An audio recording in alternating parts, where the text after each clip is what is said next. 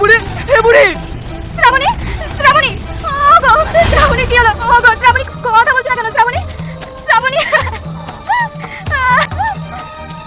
তুমি কেন এখানে আসলে? ওর কিছু হবে না, তুমি এমনি অসুস্থ। তুমি এখান থেকে যাও তো। এই কি আছে, এখানে নিয়ে যাও।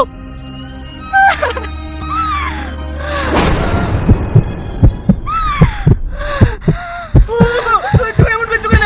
সামনে কিচ্ছু হবে না, তুমি একটু শান্ত হও।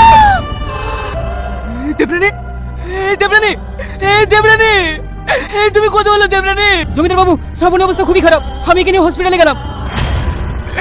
আবার কি হলো গো? সেই দিনকার পর থেকে জমিদার বাবুর বউটাও মরে গেল, মেয়েটাও পাগল হয়ে গেল। তারপর থেকে জমিদার বাবু প্রেম ভালোবাসা একদম পছন্দ করে না। যে ছেলে প্রেম করে তাকেই ও শেষ করে দেয়। মা, আমি যদি টনি খেলি অনেক দূরে চলে যাই, তাহলে তো জমিদার বাবু কিছু করতে পারছে না। তুই বুঝতে পারছিস না কেন? জমিদার বাবুর অনেক ক্ষমতা, তুই টনিকে নিয়ে যেখানে যাবি সেখানেই তোকে ধরে ফেলবে। তাহলে আমার এতদিনের ভালোবাসা সব বৃথা হয়ে যাবে। আমি কি ওকে পাবো না? না পাবিনি, তুই যদি টনিকে বিয়ে করিস তাহলে জমিদার বাবু টনিকে মেরে ফেলবে।